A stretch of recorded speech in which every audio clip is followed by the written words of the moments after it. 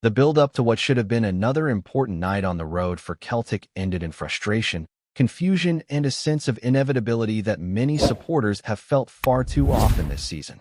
Long before a ball was even close to being kicked, the focus shifted away from footballing narratives and straight onto logistics, timing, and a decision that left fans stranded, tired, and asking how a Premiership fixture could unravel in this way. The match was eventually called off following a pitch inspection late in the afternoon, and while postponements are nothing new in Scottish football, the manner and timing of this one left a particularly bitter taste. By the time official confirmation filtered through, many supporters had already set alarms, arranged travel, and committed to a long journey north, only to be told that the game would not go ahead due to concerns over player safety. From the information that emerged, the inspection itself took place around 4 o'clock, with news finally landing closer to 20 past 4 that the fixture was off. That delay alone tells its own story. Aberdeen had reportedly been keen for an earlier inspection, hoping clarity could be provided sooner in the day, but the absence of a referee meant that decision could not be made until later. For those waking up early or already en route, it felt like a situation that could and should have been handled better. Supporters accept postponements when weather intervenes, but there is an expectation that common sense prevails, especially when people are traveling significant distances to follow their team. The issue with the pitch itself appeared to be localized rather than widespread, centered mainly around one penalty area. However, that was enough to trigger serious concern from the match officials.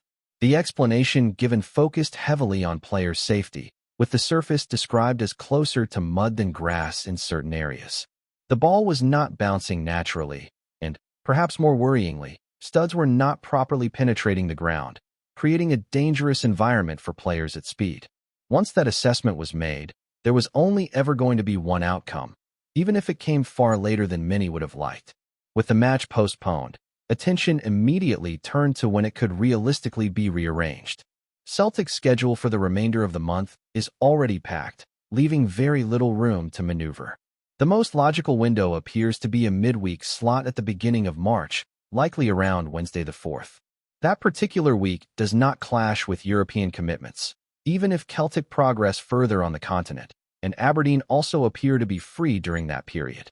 Nothing has been officially confirmed, and supporters have been urged not to make plans prematurely, but all signs point towards that date being the most practical solution, especially with broadcast considerations also likely to influence the final decision. If that rearrangement does fall into place, it would create a brutally demanding run of fixtures in a very short space of time. A European away tie, followed by a trip to IBROX, and then heading to Pittodrie within the span of roughly a week would test not only the squad's physical resilience, but also their mental strength. It is exactly the kind of period that can define a season, and one that would require smart rotation, calm leadership, and a clear sense of purpose from the dugout. Even with no football played, the night still produced talking points, particularly through an interview that surfaced involving Martin O'Neill.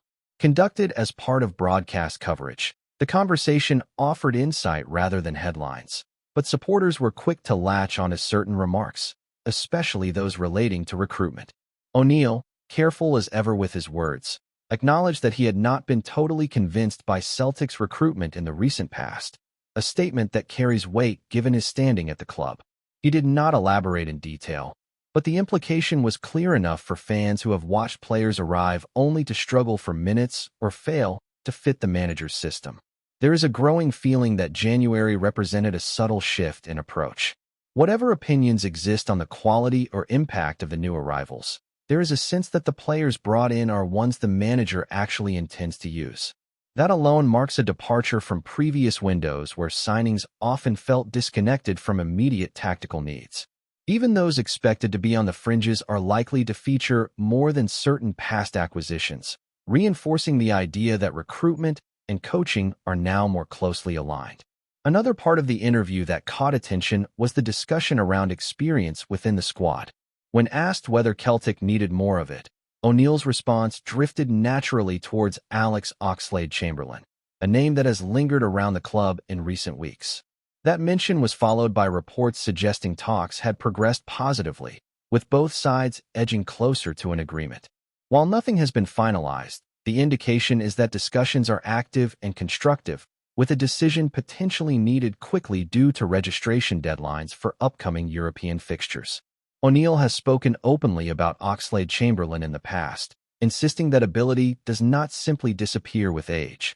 At 32, he remains younger than some key figures already central to Celtic's midfield, and the manager has made it clear that hunger, rather than talent, is often the deciding factor at that stage of a career. According to O'Neill, the player is motivated by the challenge, understands the stature of the club, and has already spoken positively about the environment. Familiarity with former teammates and an awareness of what Celtic represents appear to have played a role in keeping those conversations alive. As always, the reaction among supporters has been mixed. Any link to a high-profile player from the English Premier League tends to spark debate, particularly when injuries are part of the conversation. Memories of past signings shape that response, both positive and negative.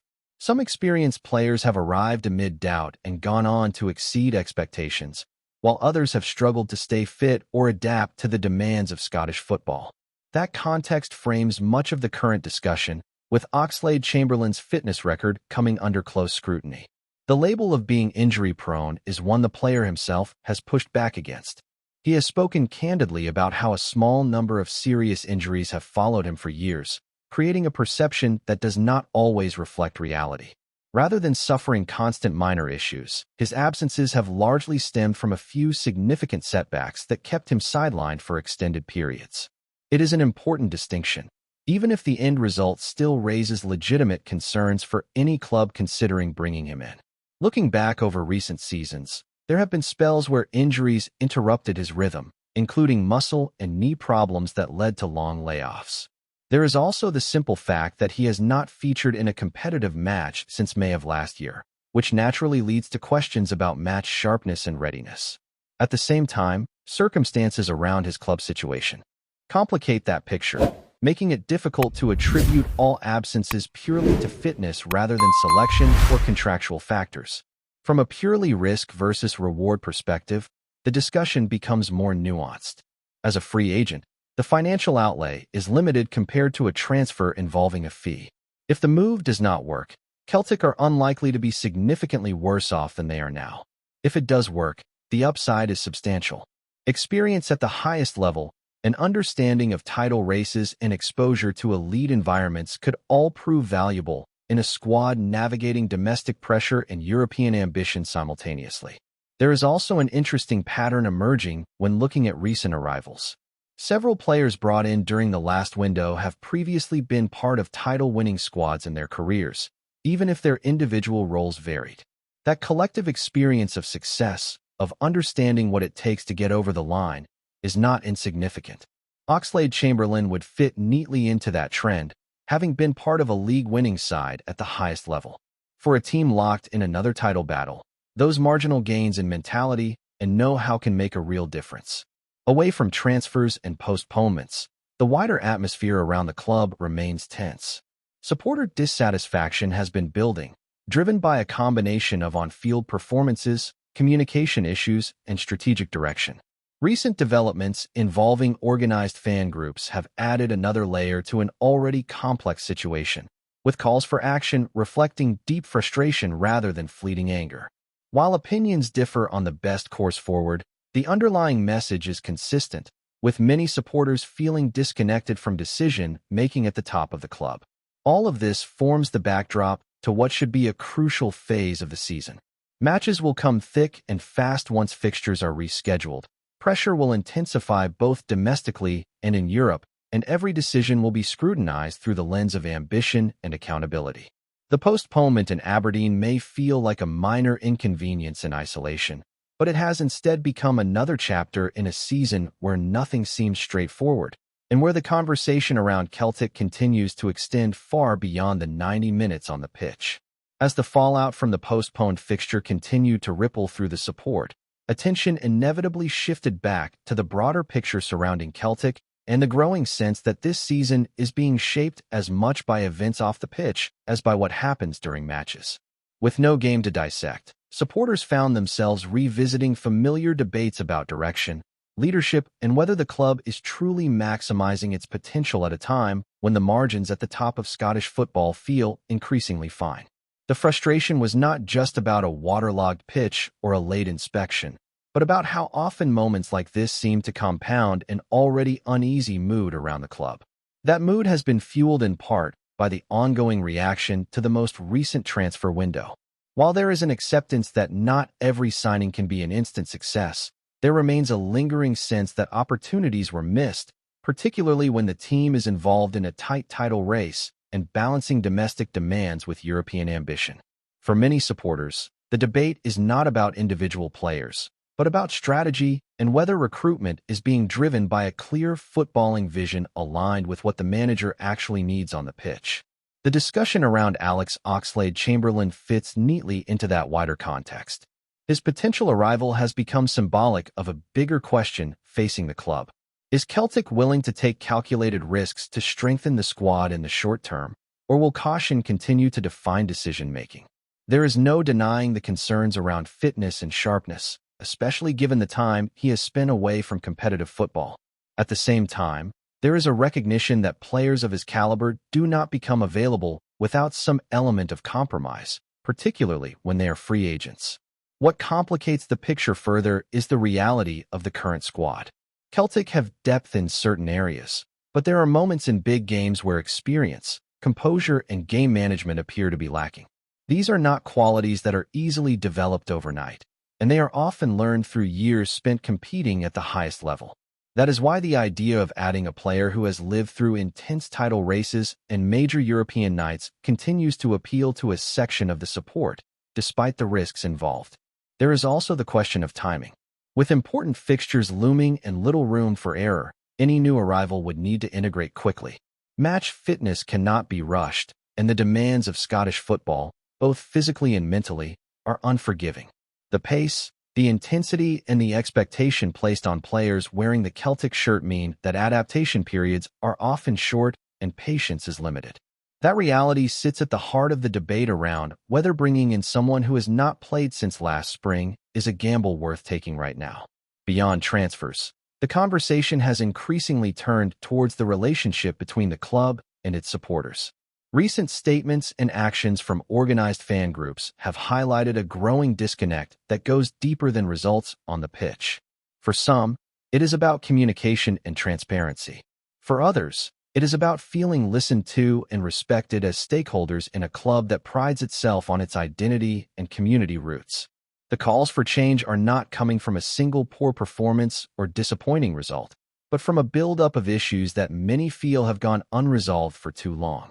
Before we proceed, subscribe to our channel and enable notifications to receive all exclusive news about Celtic FC. Don't miss any details about your favorite team. It's extremely important for Celtic FC fans. The words of Chris Sutton have begun to echo loudly around Parkhead, stirring a familiar sense of unease among the Celtic support. Speaking in the blunt, uncompromising manner that marked his playing days, Sutton has thrown a warning into the air.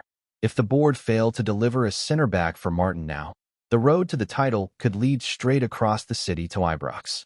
It is not a statement of fact, but it has the weight of experience behind it, and that alone is enough to spark debate. Inside Celtic circles, there is a growing feeling that the squad, for all its attacking quality and control of matches, is one injury or suspension away from trouble at the back. Sutton's view is that this is the thin line on which championships often turn in Scotland. A dominant side can drop points not through lack of flair, but through a single lapse in concentration or a defensive pairing that has not quite settled. In a league where pressure never eases, rivals are always waiting for that crack. The mention of IBROX in Sutton's comments is no accident. He knows better than most how momentum shifts in Glasgow. A sense of hesitation from the Celtic hierarchy, even one born of caution or long-term planning, can be interpreted as weakness. Rumor has it that Martin has already made his position clear behind closed doors, stressing that a commanding center-half would bring calm, leadership, and authority to the back line when matches tighten and nerves fray. Whether the board act on that message remains to be seen. For now, Sutton's warning hangs in the air like a challenge. Ignore it, and Celtic may find themselves chasing shadows. Heed it, and the title race could tilt back towards the east end of the city, with confidence restored and questions silenced, at least for a while. Hello, fan. Don't forget to like and subscribe to the channel, as it means a lot to Celtic FC. Also, share your opinion about the news in the comments below. See you in the next video.